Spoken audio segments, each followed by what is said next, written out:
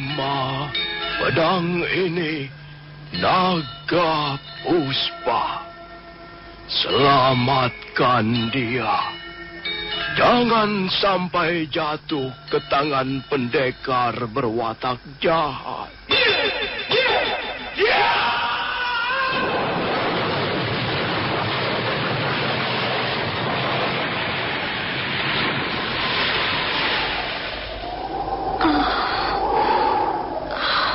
Kakang Kamandanu, kau masih juga tidak percaya bahwa aku mencintaimu.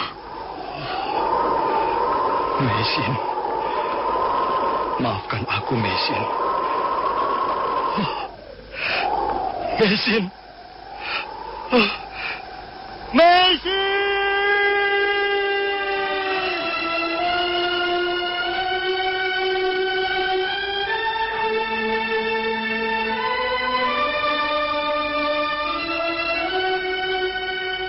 Tutur Tinular.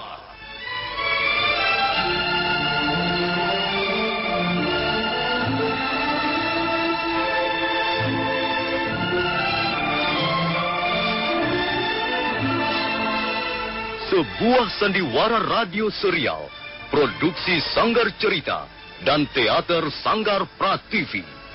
Sebuah kisah dengan latar belakang sejarah runtuhnya Singasari dan berdirinya Kerajaan Majapahit.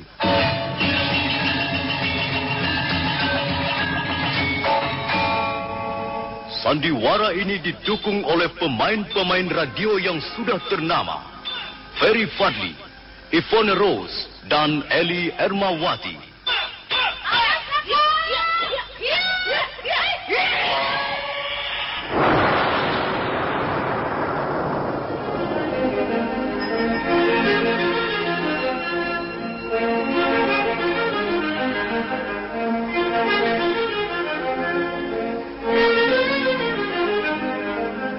Naskah disusun dan diolah oleh S. Tijab. Hiasan musik dan sutradara C. Ispriyonoka. Kali ini mengetengahkan episode ke-8 dengan judul Angkara Murka Merajalela.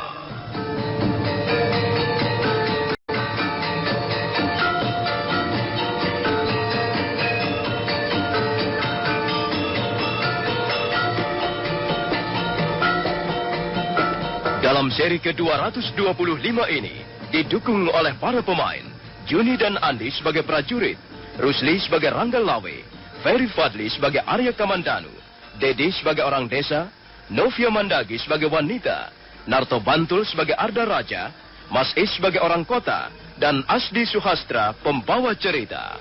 Selamat menikmati.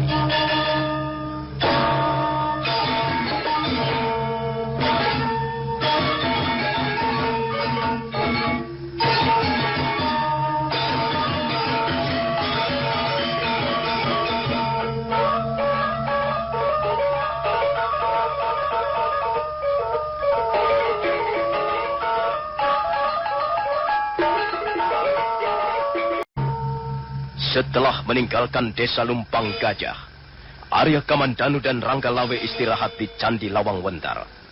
Mereka duduk di tangga bawah candi. Ketika mereka sedang membicarakan kebijaksanaan pemerintah Kediri mengenai pajak hasil bumi, mendadak muncul serombongan orang-orang berkuda. Ternyata orang-orang berkuda itu adalah prajurit-prajurit Kediri. Mereka berkuda sambil menyeret orang-orang yang agaknya ditangkap karena alasan-alasan tertentu. Arya Kamandanu dan Rangga Lawe memutuskan untuk tidak meninggalkan tempat duduknya sambil menunggu apa yang akan terjadi di hadapan mereka.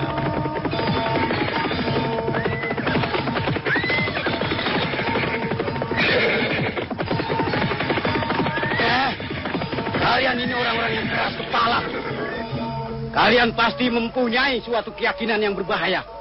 Ayo, akui saja. Bukankah kalian sengaja hendak menentang pemerintah Kediri? Ayo jawab. Goblok. Kamu memang orang-orang goblok. Kalian sudah merasa jago.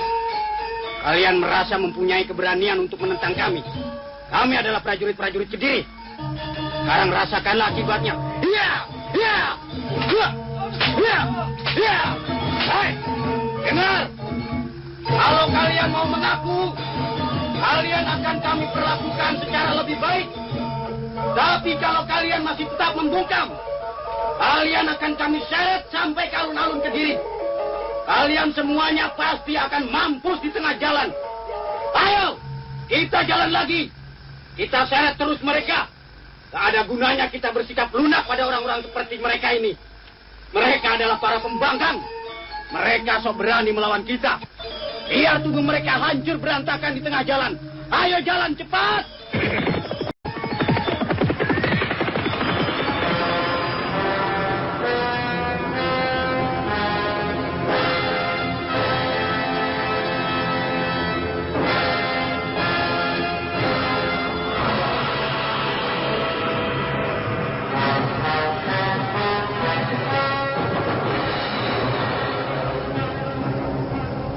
Siapa mereka itu menurut pendapatmu, Kamandanu? Hamba belum tahu, Gusti. Tapi sepertinya mereka bukanlah orang baik-baik. Barangkali mereka adalah para pencuri atau penjahat yang kepergok prajurit-prajurit Kediri. Iya, wajah mereka kelihatannya memang cukup berangasan. Dan nampaknya mereka mempunyai cukup keberanian untuk melawan, dapat menemui sekelompok singa yang sedang mengasah taringnya. Oh, siapakah Tuan? Kau tidak... Iya, silakan Tuan, silakan.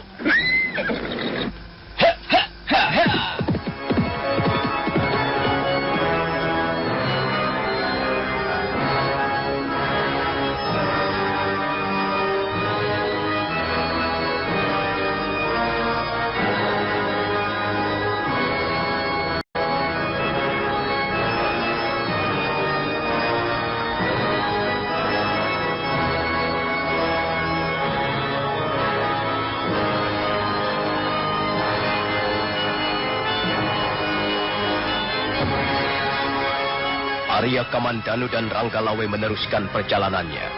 Mereka memang bermaksud pergi ke kota Kediri. Mereka berharap banyak yang bisa dilihat di sana. Mereka berkuda ke arah barat, menyusuri tepian anak sungai Brantas. Mereka menginap semalam di desa Manjong. Dan pagi harinya, mereka meneruskan perjalanan menuju kota Kediri.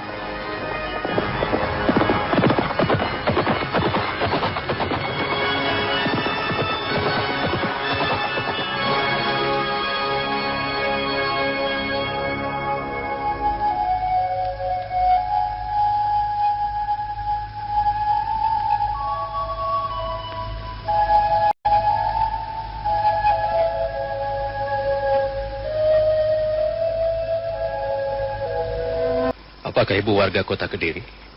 Iya, Tuan. Saya memang warga kota Kediri. Dan pekerjaan saya berdagang buah-buahan di pasar kota Kediri ini. Kalau begitu tentulah ibu dapat memberikan keterangan yang kami perlukan. Kami hanya ingin tahu, mengapa orang-orang dipaksa membelok ke arah sana, Bu? Sedangkan sepertinya mereka tidak ingin melewati jalan itu. Rupanya tuan-tuan belum tahu. Jalanan yang harus mereka lewati itu akan menuju alun-alun kota Kediri, Tuan. Apakah ada peristiwa penting di alun-alun kota Kediri? Iya, benar, Tuan. Setiap 5 hari sekali, prajurit-prajurit Kediri akan membawa beberapa orang tawanan untuk menjalani hukuman picis, Tuan. Begitu. Iya, saya tahu sekarang. Rupanya orang-orang itu dipaksa melewati jalanan itu agar mereka ikut serta melaksanakan hukuman picis, begitu? Iya, memang begitulah. Sebab kalau tidak dipaksa, mereka tidak akan mau. Apalagi mereka yang takut melihat darah. Baiklah, terima kasih, Bu. Terima kasih atas keterangan Ibu. Maaf, kami harus segera meneruskan perjalanan. Iya, silakan tuan-tuan.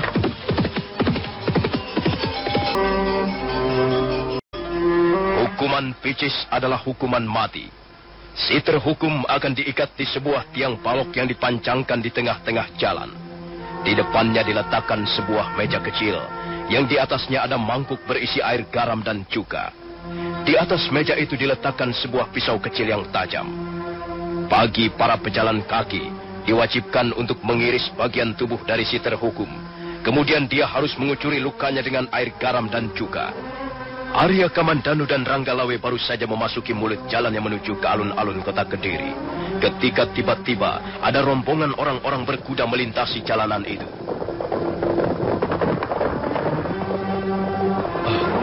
Rupanya si Arda Raja. Maksud Gusti, Arda Raja Pangeran Pati Kerajaan Kediri? Iya. Putra Sang Prabu Jayakatwang? Iya. Si berdebah itu masih juga sombong. Pangeran Pati yang tolol dan sombong. Hamba pernah mendengar bahwa Arda Raja kurang disukai rakyat. Ya, tentu saja. Arda Raja hanya disukai orang-orang di sekelilingnya yang pandai menjilat dan mencari muka. Oh, lihat Gusti. Sepertinya terjadi sesuatu di sana. Mari kita lihat, Gusti.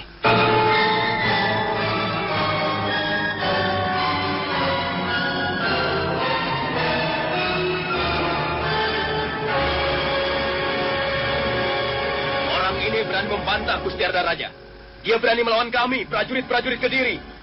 Kami sudah beberapa kali memerintahkan agar dia mengiris tubuh penjahat itu. Tapi dia tidak mau juga melakukannya. Minggir ke prajurit. Baik, Gusti. Apa ke warga kota Kediri? Ya, Gusti. Hamba warga kota Kediri. Kau harus menjadi warga kota yang baik. Kau lihat, orang itu adalah penjahat yang berbahaya. Segala perbuatannya selalu merugikan pihak negara.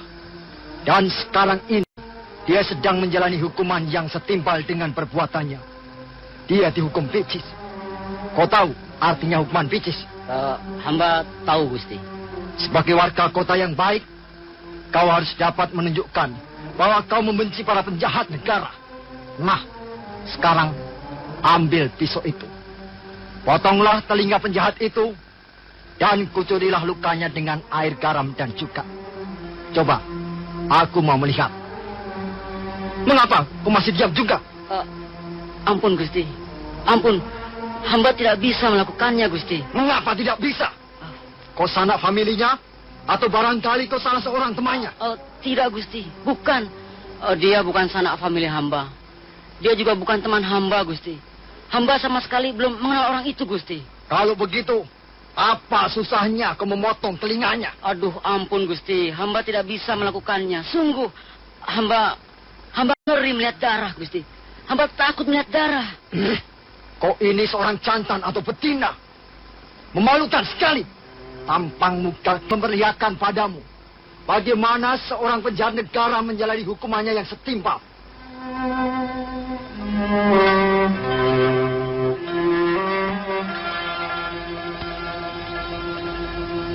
Arda Raja nampak sangat kesal. Dia memandang tajam ke arah salah seorang warga kota yang sekarang berdiri di hadapannya. Orang itu menundukkan wajahnya penuh ketakutan. Kemudian Arda Raja berpaling ke arah si terhukum yang nampak sudah sangat lemas. Tubuhnya banyak luka-luka bekas sayatan pisau. Arda Raja mendengus sebelum meraba hulu kerisnya.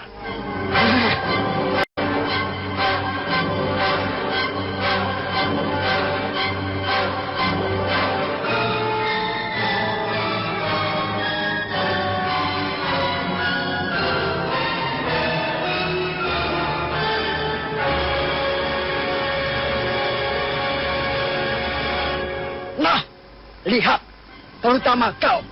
Kau harus tahu bagaimana jika seorang pangeran Pati telah dibuat kecewa. Kau nanti akan segera tahu akibatnya.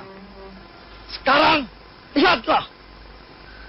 Penjahat ini sudah banyak merugikan negara. Karena itu, dia dihukum picis. Tapi sekarang ini, dia boleh merasa gembira. Aku akan meringankan hukumannya. Dia tidak perlu lagi menjerit-jerit kesakitan setiap kali pisau itu menyayat dagingnya. Dan air garam dan cuka itu mencucuri luka-lukanya. Nah, lihat. Aku akan segera membuktikan apa yang baru saja kukatakan tadi. Ya!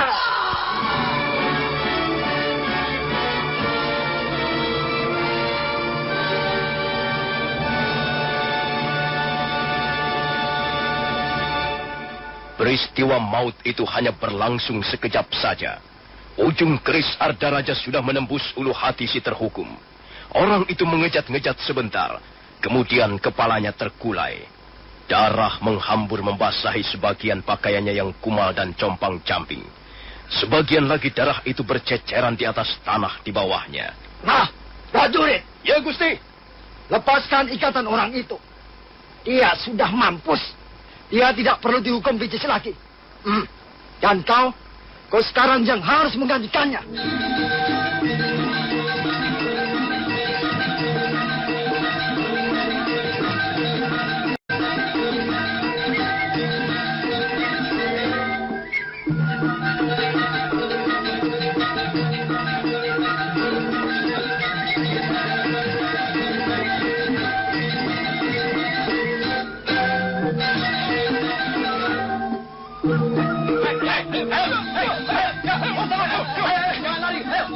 Orang itu terkejut.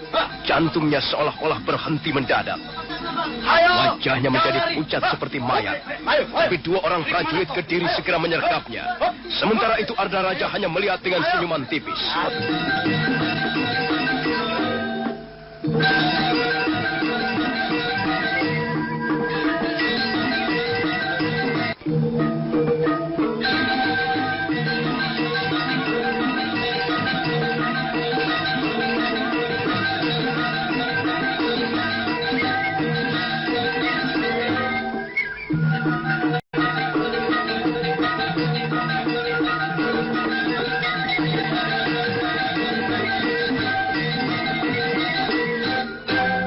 Arda Raja sangat gusar melihat ada seorang warga kota Kediri tidak mau melaksanakan perintahnya. Dia malah mengkeret ketakutan ketika Pangeran Pati menyuruhnya memotong telinga orang yang sedang dihukum picis. Alasannya takut melihat darah. Dengan perang, Arda Raja lalu mencabut kerisnya. Dan selanjutnya terjadilah peristiwa pembunuhan singkat. Ujung keris Arda Raja segera menghunjam ke ulu hati orang yang dihukum picis.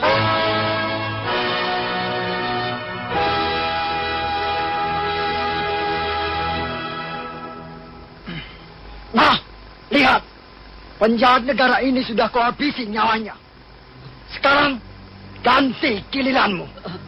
Oh, ampun Gusti. Ampun Sang Pangeran Pati. Ampunilah hamba.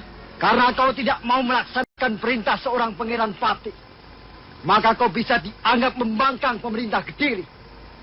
Kau tahu hukuman seorang pembangkang bisa sangat berat. Dia bisa dipancung kepalanya ataupun digantung sampai mampus. Tapi kau tidak perlu menjalani hukuman seperti itu. Aku hanya akan memberi contoh bagi rakyatku bahwa tidak sepantasnya seorang warga kota Kediri menjadi pengecut. Tadi kau mengatakan bahwa kau takut melihat darah. Dan selanjutnya aku mengatakan bahwa barang siapa takut melihat darah, maka darahnya akan tumpah. Sekarang aku akan membuktikan kata-kataku. Prajurit, Ya, Gusti. turunkan mayat penjahat negara itu. Urus penguburannya. Atau kalau kalian tidak mempunyai waktu, lemparkan saja ke Sungai Berantas. Kemudian tangkap orang ini dan ikat di tunggak kayu bekas penjahat itu. Baik, Gusti. Ampun Gusti. Ampun Gusti Arda Raja. Hamba tidak bersalah Gusti. Hamba tidak bersalah. Oh, mengapa hamba harus ditangkap? Ampatkan hamba Gusti. Hamba Gusti. Kesalahanmu ialah karena kau takut melihat darah. Dan kau telah berani menentang perintahku.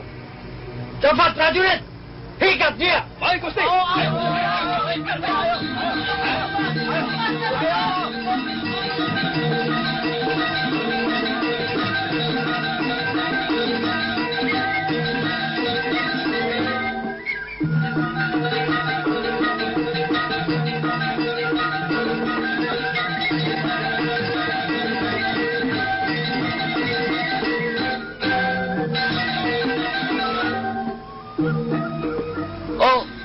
Gusti Arda Raja, mengapa hamba harus diperlakukan seperti ini, Gusti?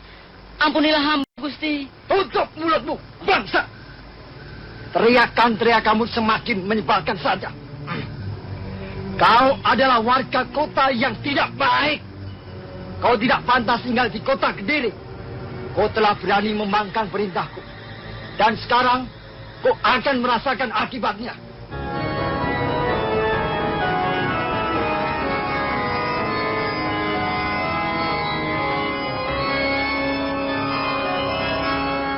Pelan-pelan Arda Raja melangkah mendekati meja di dekat tonggak kayu. Kemudian tangannya meraih sebuah pisau yang terletak di atas meja itu. Dia menimang-nimang pisau itu sebentar. Kemudian menatap tajam ke arah warga kota yang sekarang sudah diikat erat-erat. Warga kota Kediri yang sial itu menundukkan wajahnya. Tubuhnya menggigil ketakutan. Coba katakan, kau lebih sayang mana? Telingamu sebelah kiri atau telinga sebelah kanan? Duh Gusti, ampun. Hamba mengaku bersalah Gusti.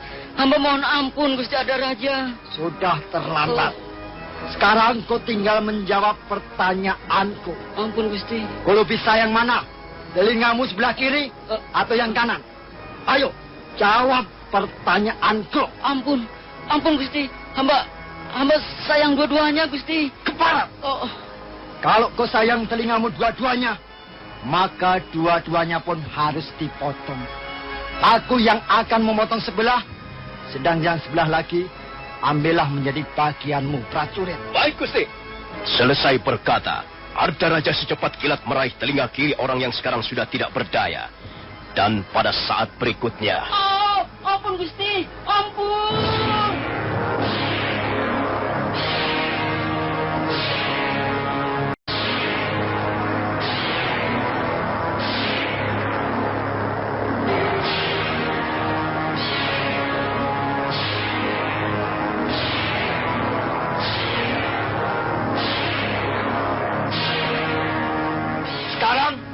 Kamu prajurit. Potong telinga orang ini yang sebelah lagi. Baik, Gusti. Prajurit Kediri itu segera melangkah dan secepat kilat memotong telinga warga kota Kediri yang sudah bermandikan darah. Aduh, ampun Gusti. Ampun.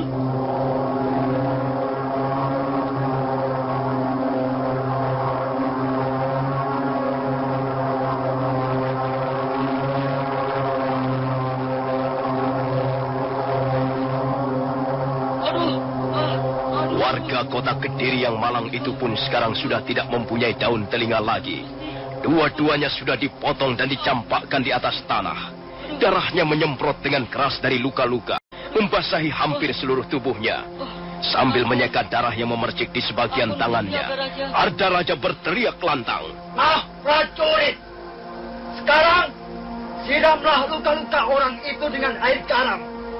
Dan kucurilah dengan air cuka. Baik, Gusti. Aduh, ampun, Gusti. Prajurit Kediri itu segera mengambil mangkuk yang berisi cairan air garam.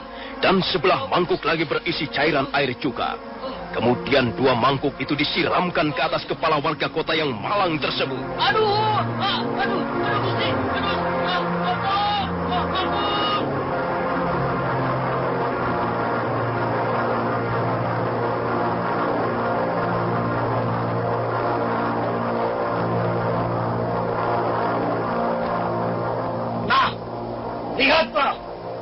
Lihatlah orang ini. Ialah contoh warga kota Kediri yang tidak baik. Jangan ikuti jejaknya. Dia seorang manusia pengecut. Nanti kalian harus ikut menghukum orang ini. Kalian yang ada di sini harus menoreh tubuhnya dengan sebilah pisau dan mengucurinya dengan air garam ataupun cuka. Nanti sore aku akan kembali lagi untuk melihat apakah tikus busuk ini masih mampu bertahan hidup.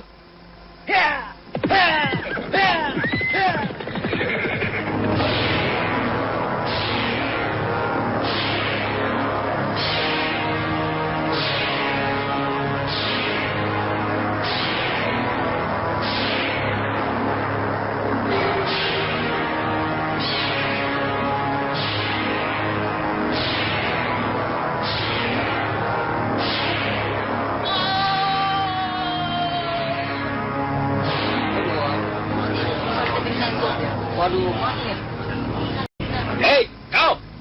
Mau kemana kau? Kau juga harus menoreh tubuh orang itu dengan pisau. Ayo, cepat lakukan. Dia pingsan, Tuan. Memang ada apa kalau dia pingsan? Hah? Ayo, cepat kerjakan perintahku. Kalau kau berani membangkang, kau akan bernasib serupa dengan orang itu. Tidak ada gunanya hamba melukainya dengan pisau, Tuan. Mengapa begitu? Hukuman picis ini harus berjalan terus hingga orang itu mampus. Tubuhnya harus disayat-sayat dengan pisau. Dan lukanya harus dikucuri dengan air garam dan cuka. Ayo, sudah kerjakan saja perintahku. Dia pingsan, Tuan. Dia tidak akan merasa sakit. Tidak ada gunanya hamba melukainya dengan pisau. Dia tidak akan merasa sakit, Tuan. Hamba kira hukuman picis ada juga peraturannya. Hukuman picis akan berakhir kalau si terhukum itu sudah meninggal. Dan hukuman picis harus dihentikan sejenak kalau si terhukum dalam keadaan tidak sadarkan diri. Omong kosong. Pokoknya kau harus mengerjakan perintahku. Kalau tidak, nasibmu akan kubuat serupa dengan orang itu. Oh, maaf Tuan prajurit. Hamba tidak bisa menghukum seorang yang sedang dalam keadaan pingsan. Kurang ajar! Prajurit Kediri itu segera bergerak dan kedua belah tangannya mencekal pundak Ranggalawe. Maksudnya dia akan mendorong Ranggalawe supaya terjengkang ke belakang. Tapi dia menjadi heran. Tubuh Ranggalawe sama sekali tidak bergerak. Bahkan prajurit Kediri itu menjadi gugup ketika Ranggalawe terus menatapnya dengan tajam.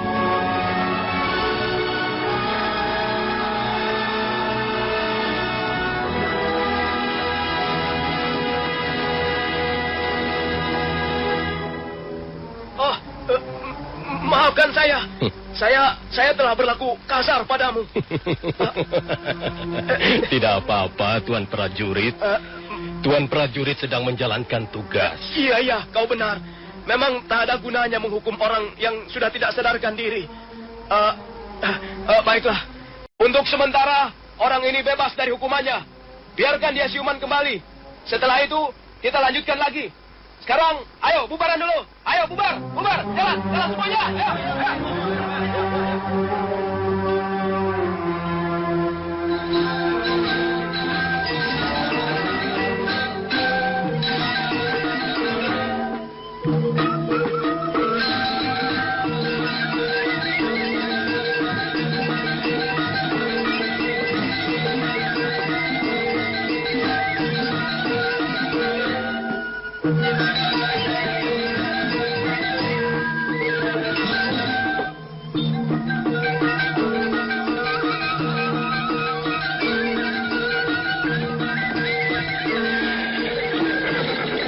Nah, bagaimana Kamandanu?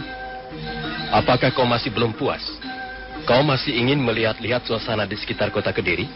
Tidak, Gusti. Rasanya sudah cukup. Kalau kau belum puas, mari kita jalan-jalan lagi. Mungkin kita masih bisa melihat pemandangan lain yang serupa, yang bisa menambah keyakinan kita bahwa memang sesungguhnya pemerintahan Kediri ini telah berbuat sewenang-wenang terhadap rakyatnya. Tidak, Gusti Ranggalawe. Hamba rasa sudah cukup. Hamba sudah dapat menarik kesimpulan secara umum. Bagaimana kesimpulanmu? Benar seperti apa yang Gusti Ranggalawe katakan. Pemerintah Kediri telah berbuat sewenang-wenang. Rakyat Kediri, baik yang tinggal di daerah pedesaan ataupun di kota, ternyata hidup cukup menderita. Mereka tertekan dan tertindas. Mereka tidak memperoleh keadilan yang semestinya. Dan yang sangat menyedihkan ialah mereka tidak bisa berbuat apa-apa. Bukan mereka yang harus berbuat, Kamandanu, tapi Gusti Sang Ramawijaya. Benar, Gusti Ranggalawe. Menurut pendapat hamba, kalau misalnya Gusti Sang Ramawijaya memberontak terhadap kekuasaan Sang Prabu Jayakatwang, pasti akan mendapat dukungan dari rakyatnya. Memang, kita tinggal menunggu waktunya saja, Kamandanu. Aku sendiri sebenarnya sudah tidak sabar lagi. Tapi kita tidak boleh berbuat gegabah. Bagaimanapun juga, kekuatan pasukan Kediri tidak bisa diremehkan, Kamandanu. Mereka mempunyai bala tentara yang banyak jumlahnya. Nah, Kamandanu, kalau kau sudah merasa puas, marilah kita kembali ke Majapahit. Atau kau ingin jalan-jalan sebentar di kota Kediri ini? Tidak, Gusti. Lebih baik kita segera kembali ke Majapahit. Hamba merasa tidak betah lebih lama lagi di kota Kediri ini. Kota ini rasanya terlalu panas. Panas udaranya. Panas juga orang-orangnya. Iya, baiklah. Baiklah, Kamandanu. Kalau begitu, ayo kita yang terletak di kaki gunung Panangkungan. Apa yang sedang kau pikirkan, Kamandanu? Apakah masih ada keraguan-raguan di hatimu? Oh, tidak, Gusti Ranggalawe. Sekarang hamba sudah memperoleh ketetapan hati. Dalam beberapa hari ini, selama mengadakan perjalanan bersama Gusti Ranggalawe, hamba mendapat pengalaman yang benar-benar berharga. Jiwa hamba sepertinya terpanggil untuk ikut berjuang bersama Gusti Sang Ramawijaya. Suara panggilan itu semakin lama semakin kuat, Gusti. Hamba tidak tahan melihat kehidupan rakyat jelata yang tertindas dan menderita. Nah, kalau begitu sekarang kau harus memperhatikan apa yang pernah dijelaskan Paman Lembu Sora beberapa hari yang lalu, Kamandanu. Dasar-dasar perjuangan itu memang perlu dimiliki oleh setiap pejuang. Tapi seorang pejuang juga perlu tahu kiblat perjuangannya. Kiblat itu untuk menentukan arah perjuangan, sasaran perjuangan. Sekarang satu pertanyaan muncul. Apakah sasaran perjuangan kita? Apa yang hendak kita capai dengan Majapahit yang kita bangun bersusah payah ini? Gusti Sanggrama Wijaya pernah memberikan pengertian-pengertian yang mendalam mengenai hal ini, Kamandanu. Apa yang kuinginkan ini sebenarnya bukanlah keinginanku sendiri, melainkan keinginan semua orang. Keinginan rakyat banyak. Kita semua ingin membentuk suatu tatanan masyarakat baru. Masyarakat yang memungkinkan semua orang hidup dengan tenang, damai, dan tercukupi kebutuhannya. Baik kebutuhan yang bersifat jasmania, maupun kebutuhan yang bersifat rohania. Untuk menciptakan masyarakat seperti ini, dibutuhkan pengorbanan yang besar. Khususnya bagi para pemimpin atau tokoh-tokoh masyarakat itu sendiri. Mereka harus terdiri dari orang-orang yang jiwanya bersih. Sebab hanya orang yang jiwanya bersih mampu melahirkan tindakan-tindakan yang bersih. Tetapi sebaliknya, orang yang jiwanya kotor, maka segala tindakannya hanya akan merugikan kepentingan masyarakat luas. Orang-orang seperti ini banyak kita jumpai di kalangan pemerintahan Kediri. Paman Prabu Jayakatwang dikelilingi orang-orang yang berjiwa dekil, rakus, serakah, munafik, dan senang menjilat. Karena itu, rakyatlah yang dirugikan. Nah, sekarang bagaimana dengan kita? Apakah kita sudah membersihkan jiwa kita? Apakah kita pantas menjadi pemimpin rakyat yang sejati? Apakah kita sebenarnya mencintai rakyat? Ataukah kita berjuang untuk suatu pamrih tertentu? Pertanyaan-pertanyaan inilah yang harus kita jawab sebelum kita melangkah lebih jauh. Ragu lagi untuk mengabdi pada beliau. Kalau begitu sekarang kau tidak mempunyai persoalan lagi, Kamandanu. Kau tinggal bekerja. Kita semua tinggal menjalankan perintah Gusti Sanggrama Wijaya. Dan kukira hari sudah semakin sore, Kamandanu. Bagaimana kalau kita lanjutkan perjalanan sekarang? Oh, silakan Gusti. Kita sudah terlalu lama istirahat di sini. Marilah. Majapahit sudah tidak terlalu jauh lagi. Setelah menyeberangi bukit-bukit kecil di depan itu, kita akan segera tiba di sana. Ayo, Kamandanu.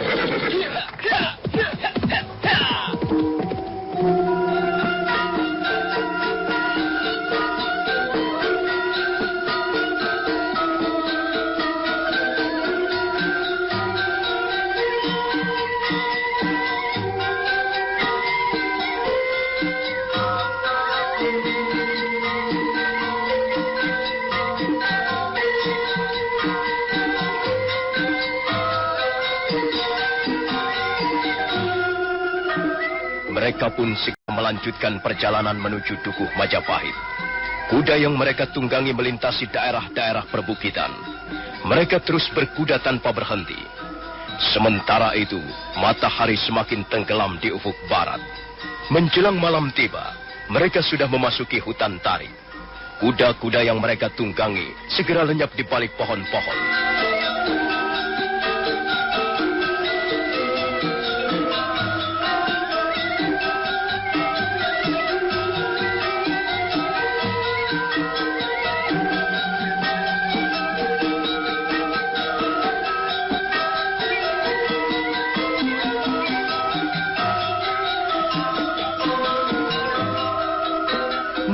Saudara pendengar, bagaimanakah kisah selanjutnya?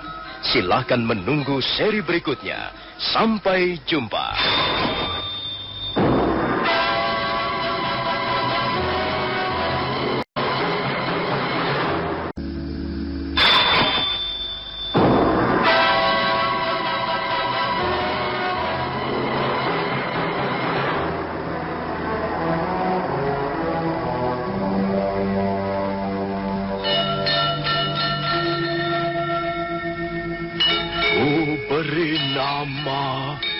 Yang ini naga puspa.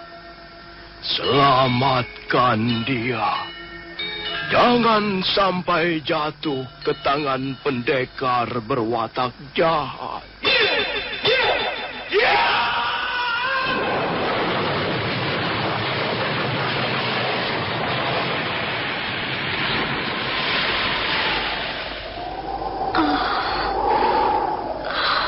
Kakang Kamandanu, kau masih juga tidak percaya bahwa aku mencintaimu. Mesin, maafkan aku, Mesin. Mesin. Mesin!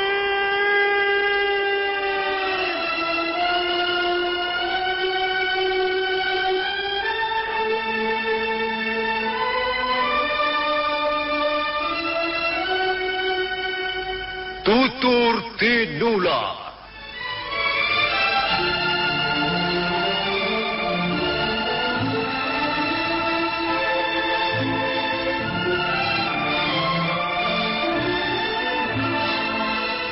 Sebuah sandiwara radio serial, produksi Sanggar Cerita dan Teater Sanggar Prativi. Sebuah kisah dengan latar belakang sejarah runtuhnya Singasari dan berdirinya Kerajaan Majapahit.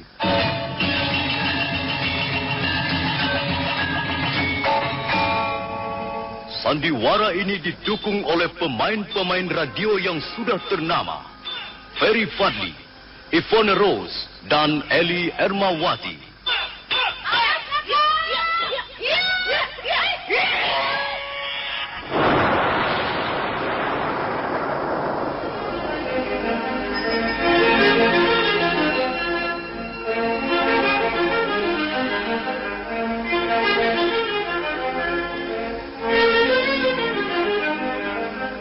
Naskah disusun dan diolah oleh S. Tijab. Hiasan musik dan sutradara C. Ispriyonoka. Kali ini mengetengahkan episode ke-8 dengan judul Angkara Murka Merajalela.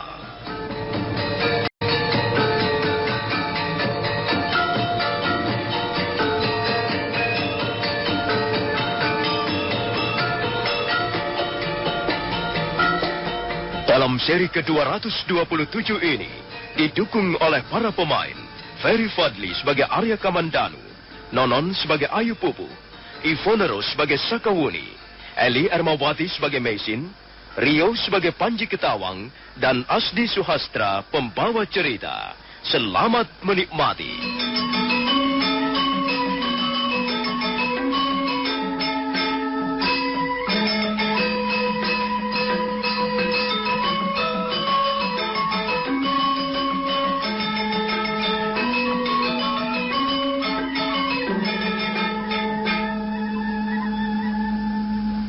Matahari sudah hampir tenggelam ketika Arya Kamandanu dan Ranggalawe semakin dekat dengan perbatasan desa Majapahit. Kuda yang mereka tunggangi berlari bagaikan terbang di atas jalanan yang berbukit-bukit.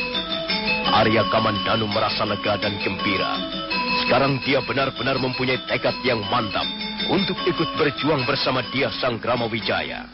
Dia tidak ragu-ragu lagi sedikit pun.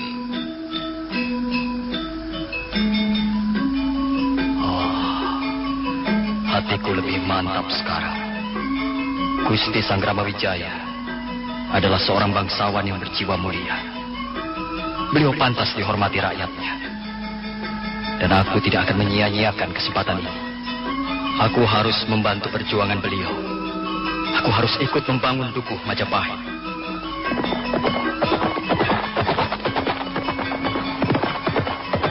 Kuda yang mereka tunggangi terus melaju. Dua ekor binatang itu dari kejauhan nampak seperti dua ekor semut yang bergerak perlahan-lahan. Makin lama makin jauh dan makin jauh. Mereka terus berlari meninggalkan debu yang mengepul di belakang mereka. Dan akhirnya mereka lenyap di balik kerimbunan hutan tarik.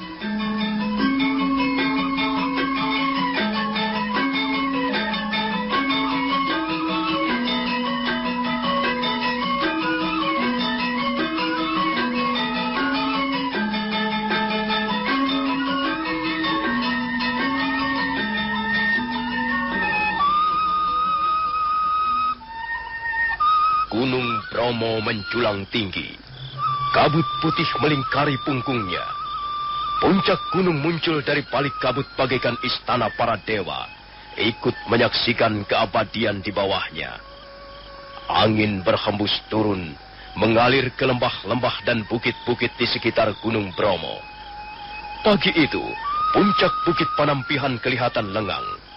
Beberapa ekor burung bertengger di pepohonan, kemudian terbang lagi ke pohon-pohon yang lain. Rumah Dewi Tunjung Biru juga kelihatan sunyi dan lengang. Tak seorang pun nampak di halaman. Sakawuni tengah berbicara dengan ibunya di serambi depan. Lukamu sudah sembuh, Dok. Nampaknya kau sudah sehat kembali. Iya, Bu. Saya sudah tidak merasa sakit lagi. Tubuh saya sudah segar kembali. Mengapa kau tidak tinggal di sini saja bersama Ibu Uni? Tinggallah di sini saja. Kita bisa hidup tenang di sini. Suasana alam di sini sangat indah. Pikiran kita tidak akan ruwet. Tidak, Bu. Untuk saat ini, saya belum bisa tinggal bersama Ibu. Kau memang anak yang keras hati, Uni. Saya masih mempunyai urusan yang harus saya selesaikan, Bu. Kau masih menaruh dendam pada ayahmu, Nat? Iya. Turutilah kata-kata ibumu. Hapuslah rasa dendam itu. Dendam hanyalah akan membuat susah diri kita sendiri. Jika seseorang masih menaruh dendam, artinya jiwanya belum dewasa. Dia telah berbuat tidak adil, Bu. Apakah dia tidak harus mendapat hukuman? Biarlah Sang Hyang Widi yang akan menghukumnya. Kita pasrahkan saja segalanya pada kekuasaannya. Tidak. Saya belum bisa menerima pendapat seperti itu. Saya tidak bisa membiarkan perbuatan seorang laki-laki yang membuat hidup kita menderita. Ibu telah dibuat malu dan disia-siakan. Ibu tidak tahan lagi, sehingga ibu terpaksa meninggalkan desa kelahiran. Sudahlah, Wuni. Sementara itu saya terpaksa hidup sendiri seperti anak liar, Bu. Saya tumbuh seperti bunga-bunga liar di hutan. Hati saya menjadi gersang. Jiwa saya menjadi tandus. Saya membutuhkan kasih sayang seorang ayah. Tapi harapan saya tidak pernah terpenuhi. Musim kemarau berlangsung sangat panjang. Saya hanya mengharapkan setetes air kasih sayang. Tapi itu pun tidak terpenuhi. Saya hanya memperoleh bongkah-bongkahan batu. Saya menjadi semakin dahaga, Bu. Uni, kau memang tidak bersalah. Tidak seharusnya kau menderita. Semua ini adalah kesalahan kami, orang tuamu. Tidak, Bu. Tidak. Ibu pun tidak bersalah. Laki-laki yang bernama Banyak Kapuk itulah yang salah. Sudahlah, Wuni. Sudah. Tidak. Ibu tidak bisa membujuk saya. Mungkin ibu bisa mengobati luka-luka saya akibat kena racun dengan bunga tunjung biru. Tapi ibu tidak bisa mengobati luka-luka di hati saya. Maafkanlah saya, Bu. Maafkanlah Sakabuni. Baiklah, Wuni. Baiklah, kalau memang begitu kemauanmu. Tapi dengarlah kata-kata ibu. Sebenarnya, tidak ada orang tua yang tidak mencintai anaknya. Ini sudah merupakan kodrat alam. Ini merupakan hukum kasih sayang. Cinta orang tua pada anaknya bagaikan air, bumi dan udara bagi tanaman. Cinta orang tua kepada anaknya bagaikan sebuah pelita di ruangan-ruangan yang gelap. Dia bersifat membimbing, melindungi, juga mengasihi. Ibu, saya mohon ibu jangan membius saya dengan kata-kata seperti itu. Tidak, tidak, Wuni. Ibu sedang mengatakan tentang kebenaran. Kebenaran yang hakiki. Kebenaran di sepanjang zaman. Percayalah pada ibu, Nduk. Kalau saja ayahmu tahu bahwa kau sudah lahir ke muka bumi ini, bahwa ada seorang gadis manis bernama Sakawuni, dan gadis itu adalah putrinya, tentulah dia sangat merindukanmu. Sungguh anakku, Banyak Kapuk boleh melupakan Ayu Pupuh, tapi dia tidak mungkin menyangkal hukum alam. Kalau dia tahu bahwa kau adalah putrinya, dia pasti akan menerimamu. Sudahlah, Bu, sudah. Saya tidak mau bicara lagi soal ini. Saya harus pergi sekarang, Bu. Baiklah, Wuni. Pergilah. Ibu akan mendoakanmu dari puncak Bukit Panampihan ini. Semoga langkah-langkahmu selalu dalam lindungan. Kau mengejar pangkat dan kedudukan. Dan kau telah sampai hati menelantarkan ibuku. Banyak gabuk. Aku harus membuat perhitungan denganmu. Ya, ya, ya, ya.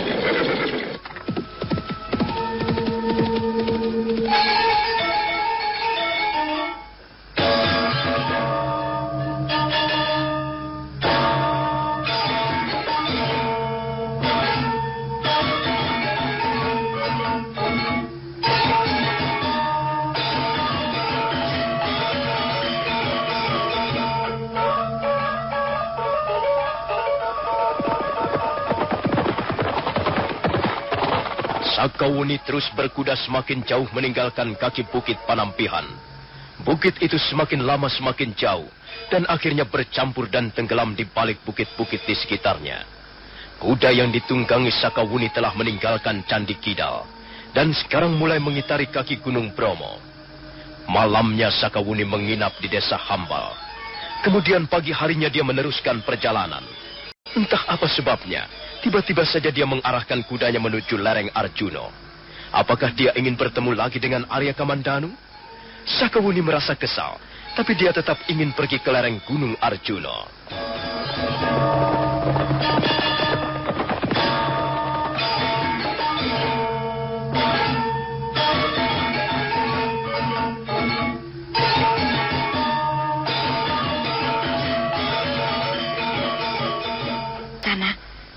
Kalau berat, mengisinya jangan terlalu penuh, ya.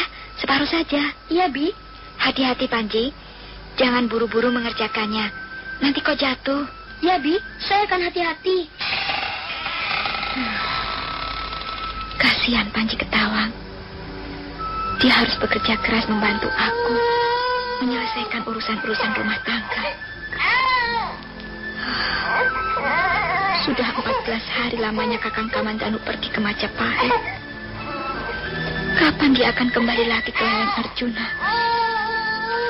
Ataukah dia tidak akan kembali lagi? Cup ya sayang ya. Ada apa Ayu? Ada apa? Haus ya? Aduh, kasihan. Cup ya sayang ya. Cup.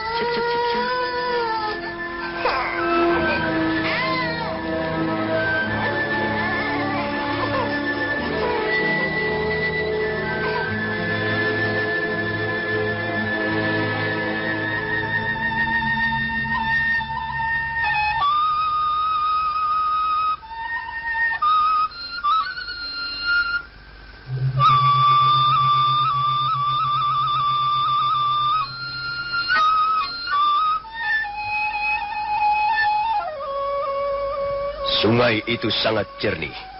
Airnya sampai berkilat-kilat. Dasarnya yang berpasir dan penuh batu kerikil nampak jelas sekali. Di samping jernih, air itu juga sangat dingin. Panji Ketawang sibuk memenuhi kuci-kuci airnya. Dia turun ke sungai sampai batas lutut. Setelah kuci-kuci airnya penuh, Panji Ketawang mengambil pikulan. Dia baru saja akan memasang pikulan itu ke pundaknya ketika mendadak seseorang telah berdiri di hadapannya.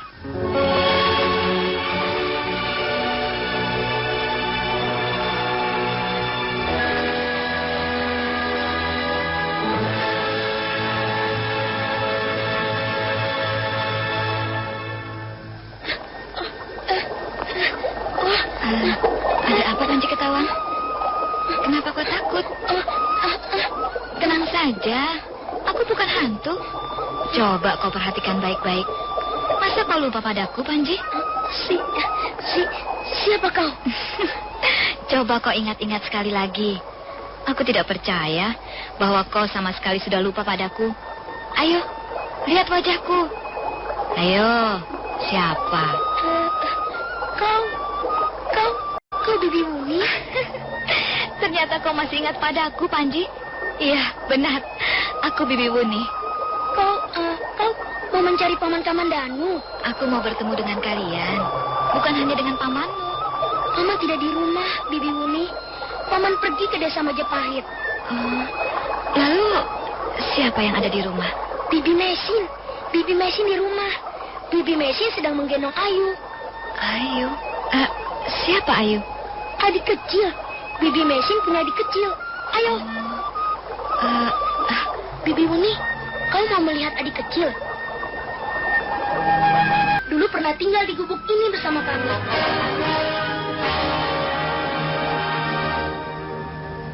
Mesin menatap Sakawuni yang masih berdiri di tengah-tengah pintu.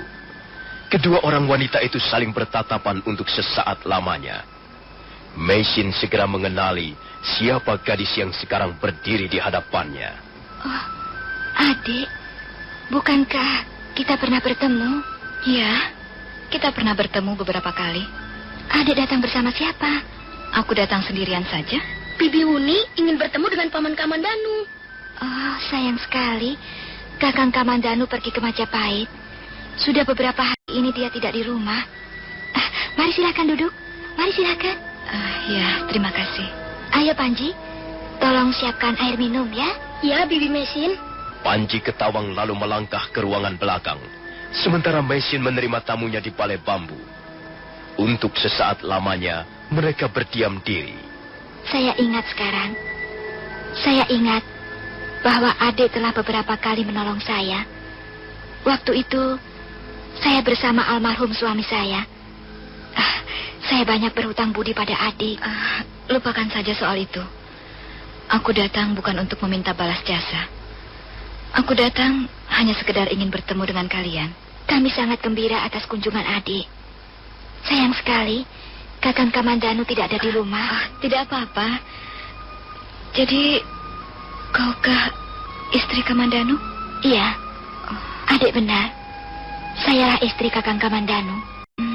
Kenapa? Tidak apa-apa. Aku hanya sekedar ingin tahu saja. Tentunya adik akan menginap malam ini. Kami akan merasa sangat senang jika adik sudi menginap barang semalam. Terima kasih atas keramahanmu. Panji Ketawang, kelihatannya sangat senang melihat kehadiran adik.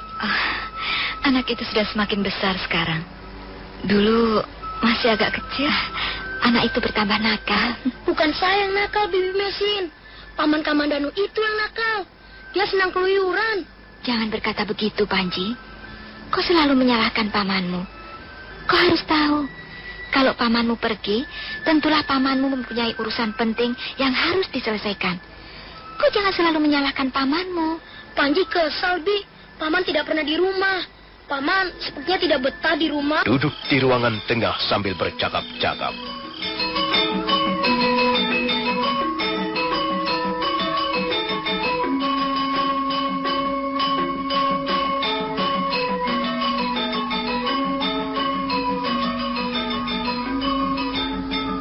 Jadi selama ini, Kakang Kamandanu selalu bersama adik Wuni?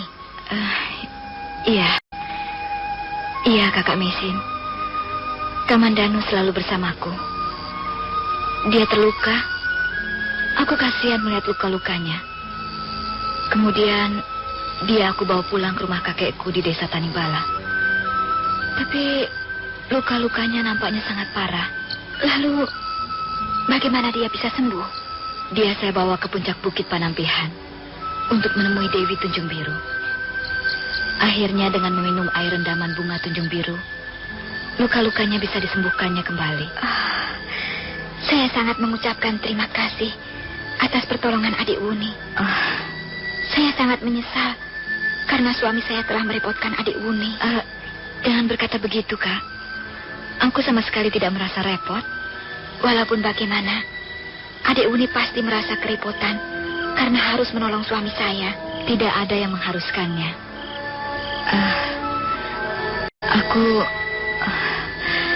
Aku hanya kasihan padanya. Adik Wuni pastilah seorang gadis yang berhati mulia. Aku tidak perlu puji-pujian seperti itu. Kalau aku ingin menolong orang, aku akan menolongnya begitu saja. Iya. Maafkan kalau ada kata-kata saya yang menyinggung perasaan adik Wuni. Aku datang kemari hanya ingin tahu Apakah luka-luka Arya Kamandanu sudah sembuh sama sekali? Sudah, Dik. Luka-lukanya sudah sembuh. Bahkan dia sudah bekerja seperti biasa lagi. Dan sekarang, dia sudah bekerja di Majapahit. Mengapa kau mengizinkan dia pergi ke Majapahit? Ya, semula saya memang keberatan. Tapi akhirnya, saya bisa memahami keinginannya. Katanya, dia ingin bekerja untuk Gusti Sanggrama Wijaya. Dia itu seorang laki-laki. Dia bisa mencari kesenangan di tempat lain. Mengapa kau bisa percaya pada omongan seorang laki-laki? Dia adalah suami saya, Adik Uni. Tentu saja saya harus mempercayai kata-katanya. Kau tidak takut dia akan melupakanmu? Seorang suami tidak akan mudah melupakan istrinya. Memang, suatu ketika dia bisa saja mendapat godaan. Tapi kalau dia seorang laki-laki yang tabah, dia tetap akan ingat pada keluarganya. Selama ini aku belum pernah bertemu dengan laki-laki seperti itu. Aku tidak begitu yakin apakah ada laki-laki tabah di dunia ini. Seorang laki-laki memang mempunyai banyak kelemahan, Adik Uni. Tapi sebenarnya kelemahannya itu bukan berasal dari dirinya sendiri. Sedikit banyak, sikap istrinya akan mempengaruhi sikap dan wataknya.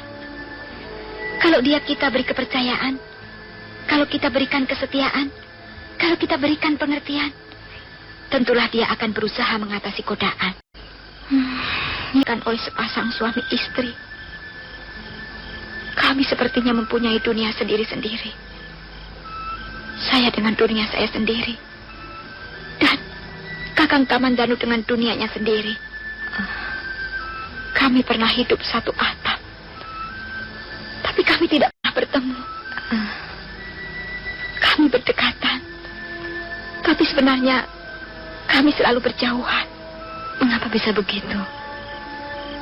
Aneh sekali perkawinan kalian ini. Iya, memang aneh, Adik Uni. Tapi itulah yang terjadi.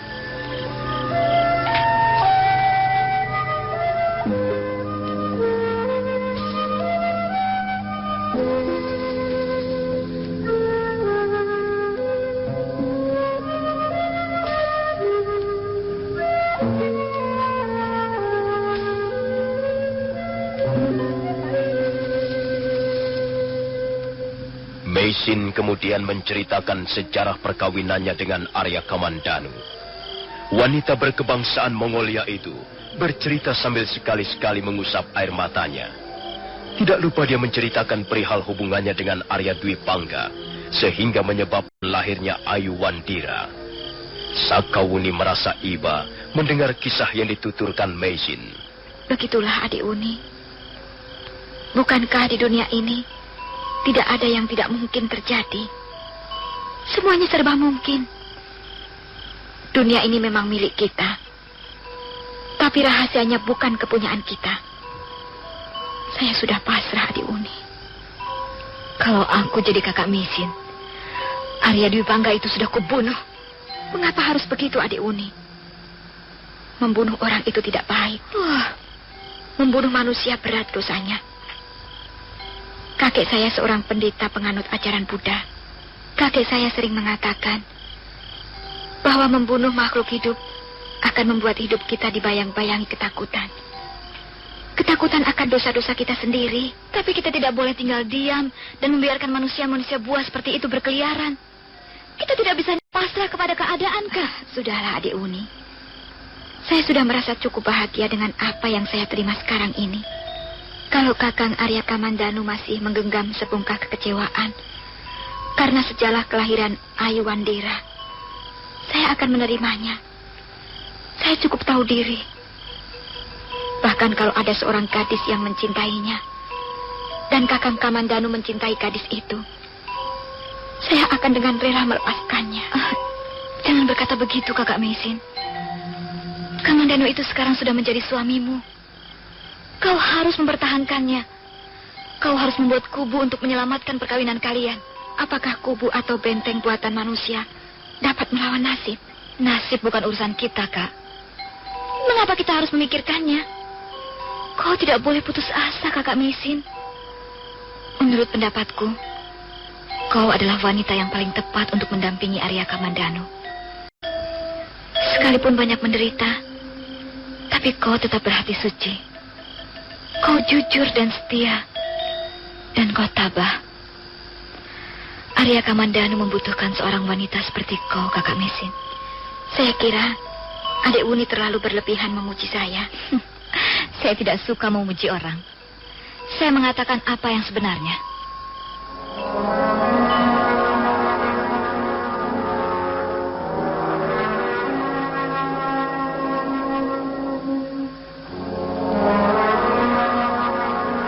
Ayu Wandira menangis. Dua orang wanita itu tidur dengan mimpinya masing-masing. Pagi harinya, Mesin terbangun dan mendapatkan sebuah daun lontar yang tergeletak di atas tempat pembaringan Sakawuni. Ada selembar daun lontar. Jelas ini adalah tulisan Sakawuni. Rupanya dia sudah pergi. Rupanya diam-diam dia pergi. Mungkin ada sesuatu yang ingin disampaikannya padaku. Kakak Mesin, kalau kau membaca tulisan ini, aku sudah pergi. Aku kagum pada kepribadianmu, Kakak Mesin. Kau seorang wanita yang berpengetahuan luas dan berhati mulia. Sang Hyang Widi pasti akan melindungimu. Aku tidak pernah menyesal telah menolongmu. Wanita seperti Kakak Mesin tidak pantas disia-siakan.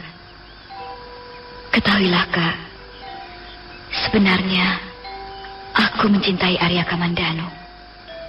Suamimu yang menyebalkan itu. Semula hatiku panas. Kamandanu tidak pernah menceritakan bahwa dia sudah mempunyai seorang istri. Hidupku hampir saja runtuh gara-gara suamimu.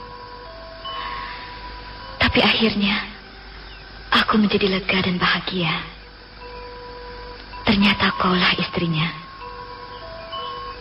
Sekarang hatiku sudah menjadi adem, seperti diguyur air pegunungan.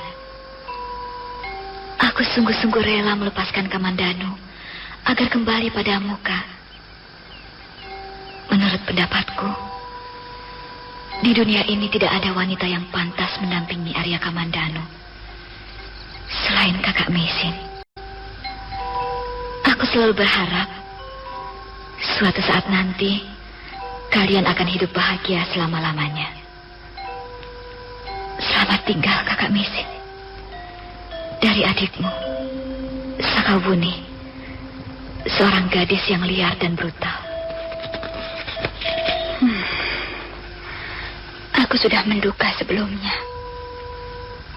Sakawuni pasti mencintai Kakang Kamandanu. Aku bisa melihat kilatan-kilatan cinta itu bersembunyi di balik tatapan matanya. Kasihan Sakawuni. Kakang Kamandanu tidak boleh begitu. Seharusnya dia berterus terang. Tapi mungkin saja dia juga mengharapkan cinta Sakawuni. Mungkin saja begitu. Dan kalau memang begitu, aku rela melepaskannya. Aku tahu Sakawuni seorang gadis yang baik dan setia. Walaupun penampilannya agak liar. Bibi Mesin, lihat Bi, lihat. Ayo ngompol, adik kecil ngompol. Aduh, ngompol ya? Ayo ngompol ya sayang ya. Aduh, sini. Sana Panji, ambilkan popok di belakang ya. Ambilkan popok untuk Ayu. Cup ya sayang ya. Cup. Aduh, banyak sekali pipisnya.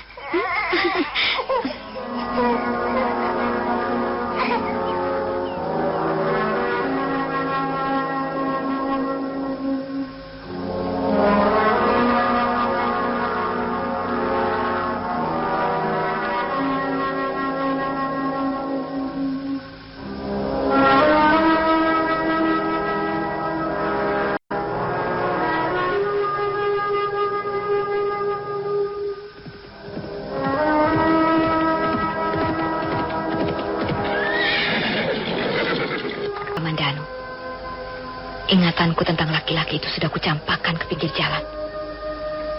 Aku ke Majapahit untuk menemui banyak kapuk. Ya.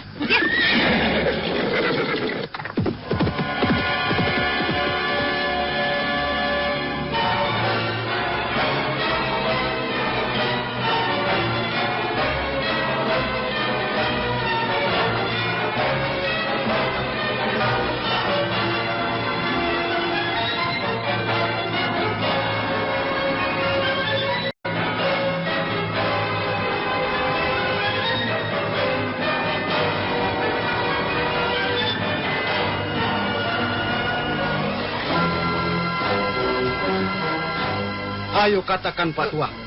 Katakan di mana anak gadismu, he? Iya, Pak Tua.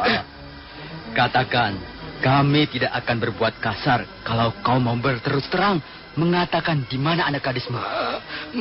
Mengapa tuan-tuan mencari anak gadis hamba? Pak Tua. Iya, Tuan. Anak gadismu itu memang cukup cantik, Pak Tua. Nah, itulah sebabnya kami akan mencarinya. Apakah itu aneh, Pak Tua? Iya, Pak Tua. Maaf, tuan-tuan, maaf. Anak gadis hamba itu sudah tidak tinggal bersama hamba lagi. Jangan begitu, Pak Tua. Percayalah, anak gadismu itu tidak akan kami apa-apakan. Tenanglah, Pak Tua. Paling-paling hanya akan kami beri kesenang-senangan. Ampun, tuan-tuan, ampun. Hamba terpaksa tidak bisa membantu tuan-tuan. Memang sebenarnya anak gadis hamba itu sudah tidak tinggal bersama hamba lagi. Oh, kalau tidak tinggal bersamamu lagi, dia tinggal di mana sekarang? Ayo, Pak Tua, katakan saja. Kami hanya akan meminjamnya sebentar. Nanti setelah 2 hari, kami akan mengembalikannya lagi, Pak Tua. Betul, Pak Tua. Kau tidak perlu khawatir. Atau kau mau uang? Mau? Ini, terimalah, Pak Tua. Ampun, Tuan, ampun. Hamba memang orang susah. Tapi hamba tidak bermaksud menjual anak gadis hamba, Tuan. Hei, Pak Tua. Jangan bicara sembarangan ya. Awas. Nanti wajahmu akan kubikin rusak. Kalau kau tidak mau segera mengatakan di mana anak gadismu itu sekarang berada, tulang-tulangmu akan kupatahkan. Ayo cepat. Ampun, tuan-tuan, ampun. Hamba benar-benar tidak tahu, Tuan. Kurang ajar kau tua bangka. Sudah tua bangka tidak tahu diuntung. Ayo, kita gebuk saja dia. Ayo, gebuk sampai mampus. Ayo. Iya, ayo. Ayo. Ayo.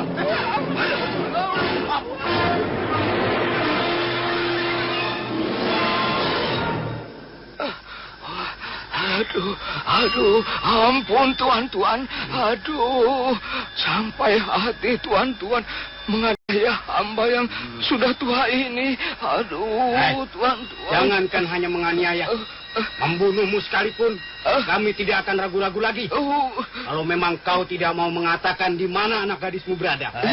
Pak Tua, kau jangan menjadi orang bodoh. Cukuplah dengan menjadi orang tua saja.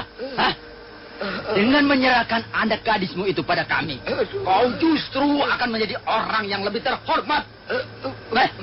Apa kau tidak tahu siapa kami? Ya, tahu tuan-tuan. Tuan-tuan adalah prajurit Kediri. Nah, itu tahu. Makanya jangan sembarangan menghadapi kami. Kami bisa berbuat sesuka hati kami jikalau ada orang yang membuat hati kami kesal. Cukup jelas? Iya, jelas tuan-tuan. Jelas sekali. Sekarang katakan, di mana anak gadismu itu? Ayo cepat katakan, Pak Tua. Kami sudah tidak sabar lagi. Waduh bala, ampun tuan-tuan. Hamba tidak tahu. Mungkin apa mungkin? Mungkin dia dibawa kabur pacarnya tuan-tuan. Sudah 2 hari ini dia tidak pulang ke rumah hamba. Kurang ajar kau, Pak Tua. Bisa saja kau membuat alasan. Kau memang harus dibikin babak belur. Benar, Kakang? Kita bikin saja dia babak belur. Tua orang papa. 2 orang prajurit itu sudah hampir bergerak bersama-sama. Mereka sudah mengepalkan kedua belah tangannya masing-masing untuk menghantam Pak Tua yang berlutut di pinggir jalan. Tapi mendadak mereka mengurungkan niatnya karena mendengar derap kaki kuda mendekat.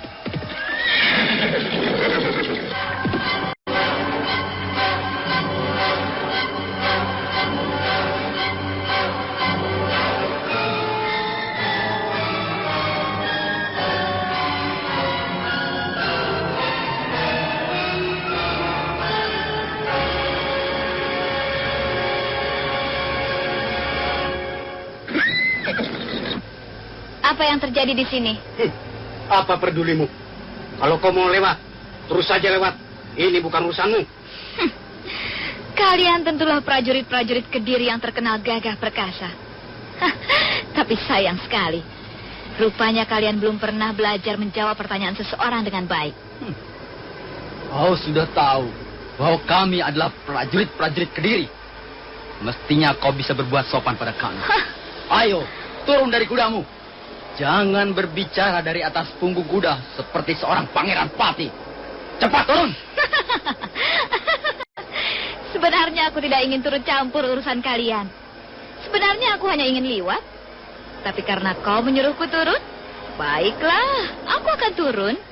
Tapi dengar, kalau aku turun dari kudaku, bukan berarti aku takut atau gentar menghadapi prajurit-prajurit Kediri. Ya.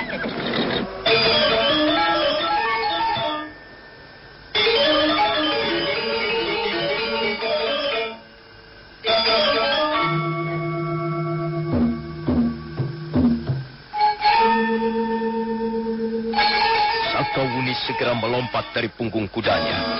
2 orang prajurit Kediri itu menjadi ternganga keheranan. Tidak biasanya seorang wanita berani berbuat seperti itu di depan mereka. Tapi kemudian mereka mulai sadar bahwa wanita yang sekarang berdiri di hadapan mereka tentulah bukan wanita sembarangan. Nah, saudara pendengar, bagaimanakah kisah selanjutnya? Apa yang akan dilakukan Sakawuni terhadap 2 orang prajurit Kediri itu? Dan apakah akhirnya dia akan pergi ke Majapahit untuk membalaskan dendamnya pada Banyak Kapuk? Saudara pendengar, silakan menunggu seri berikutnya. Sampai jumpa.